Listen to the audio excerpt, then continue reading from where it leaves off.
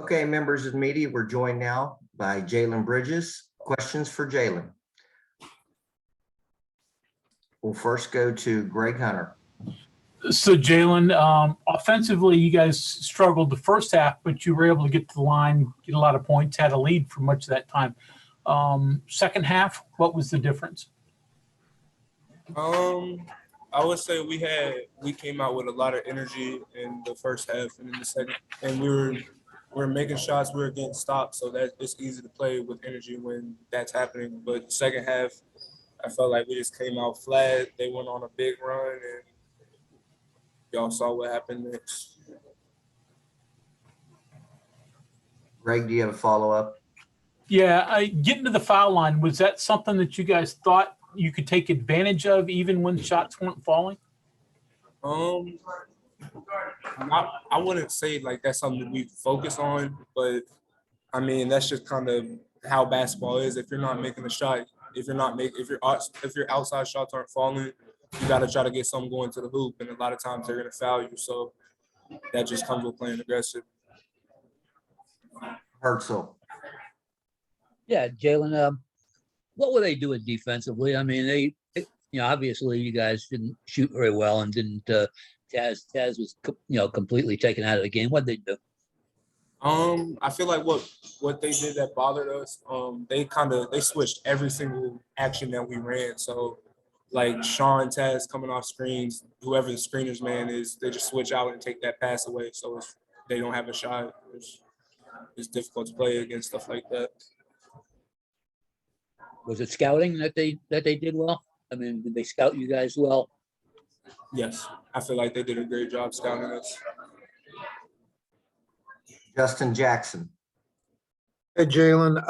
Obviously, you guys made a calling card with the defense, and putting pressure on the other team defensively.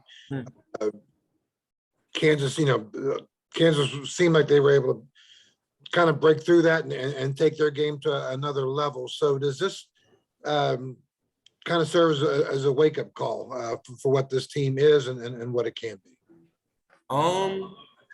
I feel like it's definitely a wake-up call because we had a good game and people got a little bit like too up on themselves. Like I feel like as a team we kind of got satisfied, and in this league you can't ever do that. You gotta bring your best shot every night, and I feel like second half tonight we just didn't bring it. But the good thing about it is we got another opportunity on Tuesday to make it back. And then if I can ask a follow-up, the job that McCormick did for them, he obviously hasn't had the big monster kind of year that maybe a lot of people expected coming in, but he played.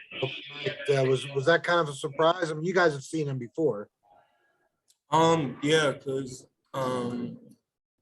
obviously, as everyone knows, he hasn't really been playing up to his abilities this season, and tonight he did.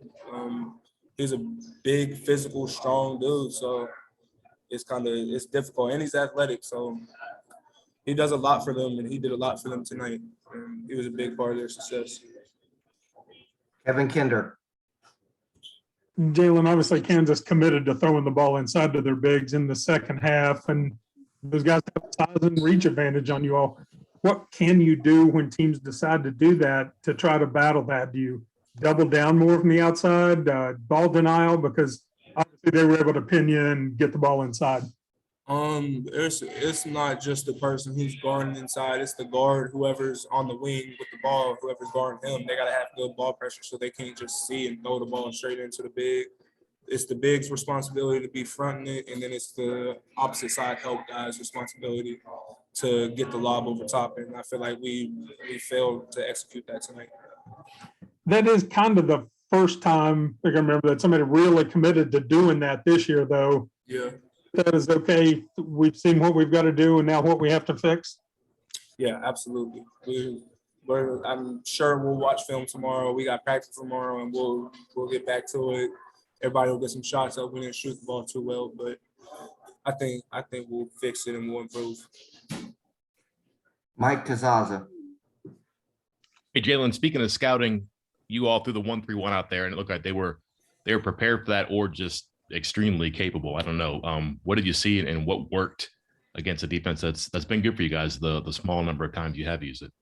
I would say I feel like we just got a little bit too spread in our 1-3-1. Like guys weren't rotating to their spots, and it left a lot of open drives, and then it was a kick to a wide open 3-point shooter. And it's, especially out of the zone, it's really hard to get to shooters if you can't contain the dribble penetration. So I feel like we just got to improve on that and we'll be good.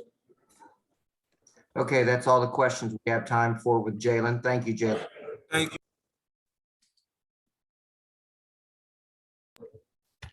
We're now joined by West Virginia guard Malik Curry, Greg Hunter. So Malik, obviously you were, going downhill, which you often do, but you got to the line as much as ever. Did you know that was something you could achieve going in? Was that just part of your thought process, or did it just work out that way? Honestly, we were getting more calls than I expected, honestly. And I was just, once I got the first call, I just wanted to see how they was going to call the game. And, usually I get downhill. Sometimes they call the foul. Sometimes they don't. But today I was drawing enough contact to where, they had to call the foul.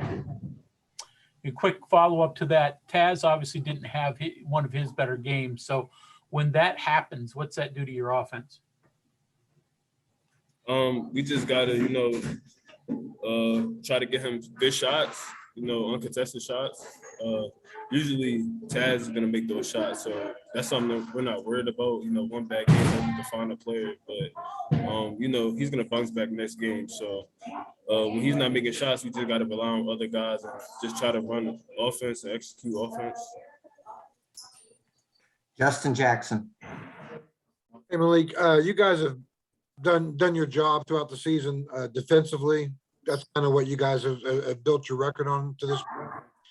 When Kansas starts getting the runouts and the easy buckets, how much of a shock is that to you guys, and how much does that kind of really take the momentum away from what you had built in the first half? It's definitely a killer. I mean, when any team is getting easy offensive transition buckets, it's definitely a killer. Like one of the main things on the report for Kansas was to transition defense. And, that's something that we obviously got to get better doing in practice every day. So we just got to get better on that. And then as a follow-up to the Taz question earlier, did Taz say anything after the game? I mean, would you be surprised if he didn't? Would you be surprised if he didn't bounce back in the next game? Would I be surprised if he came back? Yeah, no. Would you be? Did Taz say anything after the game? And then would you be surprised if if he didn't bounce back and have a good game in the next game? Yeah, he definitely, was hard on himself. Taz, he loves the game, so he was definitely hard on himself. We just told him, he got to keep his head up. And one thing about Taz, he's a scorer. He's going to score the basketball. We need him to score the basketball. So we're not concerned at all about next game. We know that, obviously a conference play, they're going to be keyed on him because he scores so much, but, we're going to be home. So he's definitely going to put the ball in the basket. Kevin Kinder. Like, he looked as confident and in control on the ball, handling the ball, driving in this game. What has that process been like for you this year? Getting better with ball control, protecting it. I think you only had one turnover tonight, and getting to the rim and creating. It's definitely a good thing. I feel confident. I felt confident as soon as I got in the game. It's a big game, big stage, and I never go into any game thinking I'm gonna play good, thinking I'm gonna play bad. I just want to go out there and provide for the team. And today I got it going, which was a great feeling. But yeah, usually I just want to go out and play my game and just try to contribute, help the team win. Bob Hertzel, do you have a question or are you good? I'm fine. Okay, we'll go to Greg Hunter. Last one for me. You ever been 11-11 or better from the line? Nah, never. Honestly, I didn't even think I shot that many. I know I shot probably 7, 8. Well, 8 because I shot 2, but 11 for 11. Just got to stay consistent with that one. Okay, Malik, that's all the questions we have. Thank you for your time. Okay, thank you. Okay, Coach Bob Huggins joins us now. Greg Hunter, you're up with the first question. So Bob, you first half you weren't shooting well, but you had the lead. You seemed to be, doing things well as a team. How did it get away from you? I guess the easiest thing to say is we came out at halftime flat.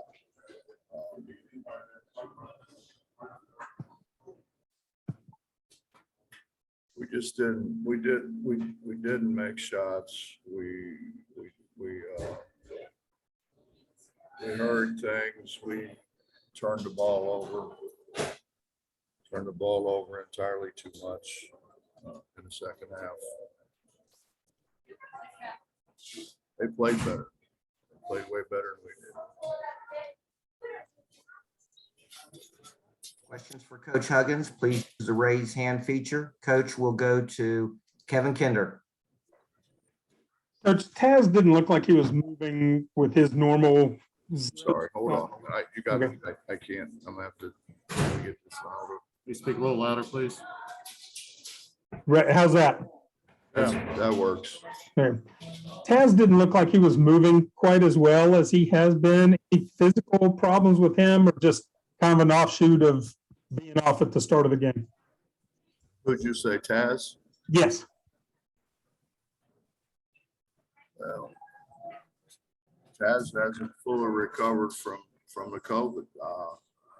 I mean, I think it varies from person to person.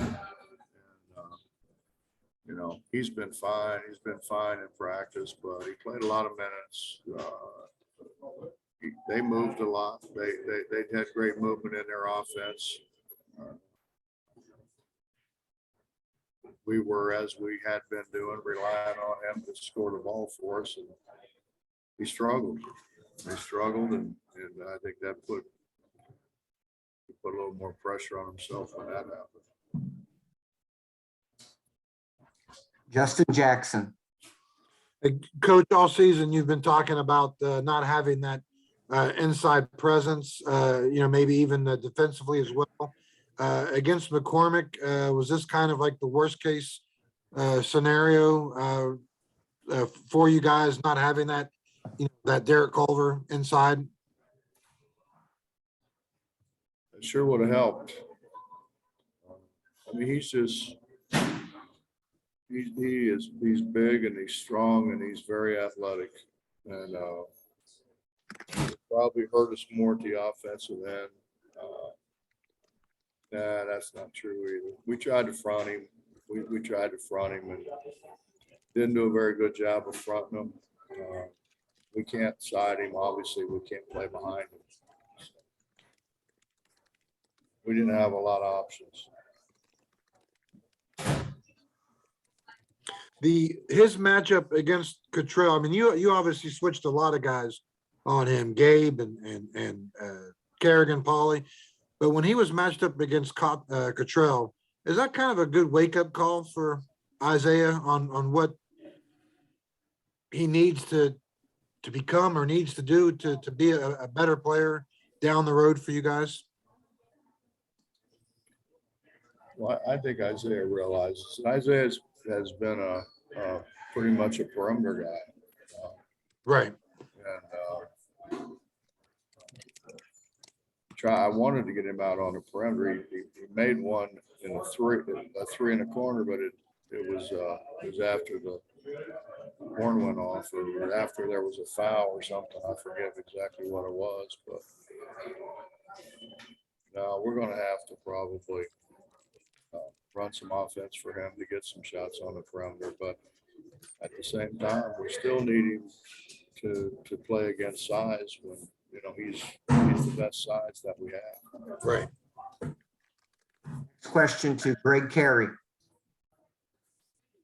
In the second half, you went zone for a little bit. They had a lot of success against it. What kind of went wrong there, and what were you hoping to get out of it? What went wrong was they made shots. They've got a lot of weapons. We were trying to go 1-3-1 to see if we couldn't we couldn't slow down the onslaught, but that didn't work. But, you know, honestly, the transitions what killed us. 1-3-1 didn't hurt us that bad. Actually, the playing man-to-man didn't hurt us that bad. What hurt us was we didn't get back to transition. We didn't stop the ball. If the first guys down the floor didn't hurt us, the follow-up guys did, because they sprinted to the rim, attacked the rim, followed up with jump shots. I mean, we got killed in transition. I mean, if you want to put one thing on it that turned the game around, it was their transition game more than anything else. We'll go back to Greg Hunter. Bob, your guys' offensive struggles, more you guys, did you get good shots and just couldn't hit them, or do you attribute that to Kansas's defense? We got shots that our shooters generally make.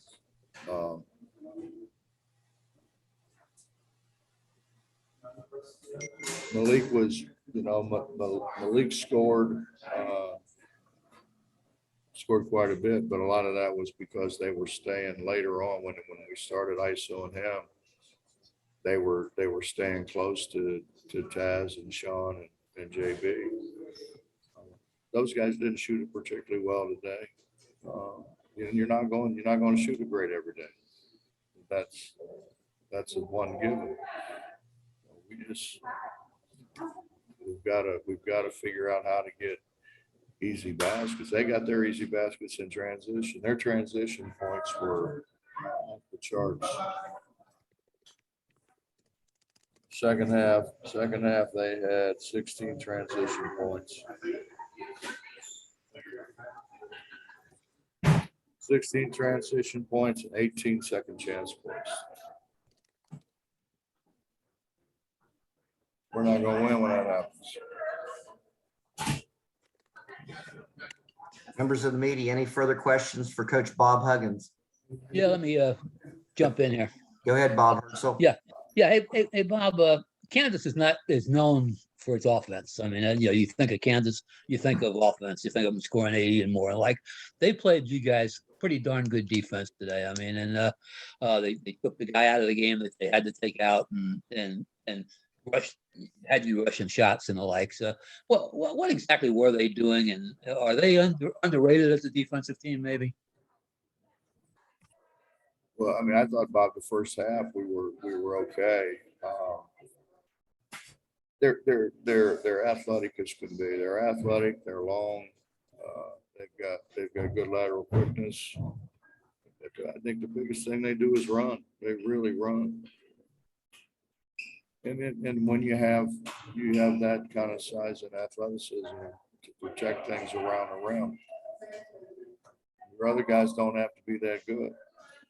You know, I mean, I've been blessed to have a few. I mean, you think about when we had sacks, people didn't score close. And McCormick is, you know, I don't know if he sacks, but he's a very good shot blocker. When they don't block it, they change it. Change your shot. They seem too to have you guys pretty well scouted today. I mean, it doesn't take a genius to figure out that you got to get Taz to score points, but I mean, everything you tried, whatever it was, offensively and defensively, it didn't work. I think they adjusted. I'm sure they scouted. I mean, they're good coaches. I'm sure they scouted. But I think as the game went on, they adjusted more and more as to our personnel and who wanted to do what. I think you're right in that they scouted Sean and Taz and JB to get their tendencies, which is probably why Malik had a good second half, because he probably wasn't as big in the scout report as those other three guys were. Okay, everyone, that's all the time we have for questions today. Coach Huggins, thank you very much. Thank you.